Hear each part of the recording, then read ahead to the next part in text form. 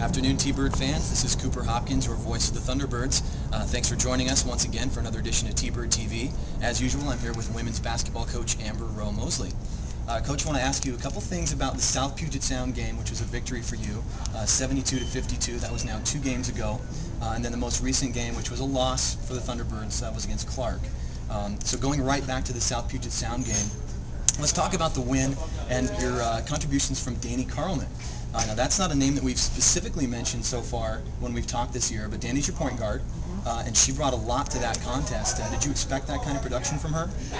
You know, we always know that she can do that, but she also knows that she's a point guard and she gets the ball to the people who need the ball. But when she needs to step up, she does. You know, her name is always on the tip of our tongue because she just harasses their other team's point guard. She is a great defender. And she brings so much to the table that isn't always on the stat sheet for us. But she definitely stepped up and hit some big shots against South Puget Sound, which was nice. Yeah, and she did help you get that win, which at the time put you a half game ahead of, I believe it was Clark. South Puget Sound, and then heading into that Clark game, which was in the loss column for Highline.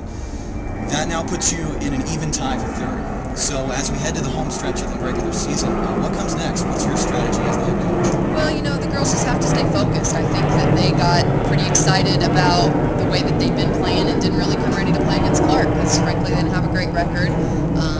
And hopefully they learned a good lesson that they can't do that. And we got 4 games left. We are in a tie with South Puget Sound, but we do have the game ahead of them because we beat them twice. So we're still sitting in a pretty good place, and we're excited to see where we go from here. Now, speaking of seeing, now Kamika, 2 games ago in the South Puget Sound contest, she suffered a little bit of an injury. She stayed in the ball game but was hit in the eye. Is she feeling any after effects from that, or is she doing okay? Maybe she is. Maybe that's what happened. No, I'm just kidding. She's fine. She did get scratched, was a little bit bloodshot, but she's fine and she's good to go. Excellent. Well, that's good to hear. Folks, we have another home game coming up for you on the 21st. That's Saturday. It's going to be Lower Columbia against Highline. So come down and check it out as the T-Birds go for another victory. Thanks for your time. We'll see you on another edition of T-Bird TV.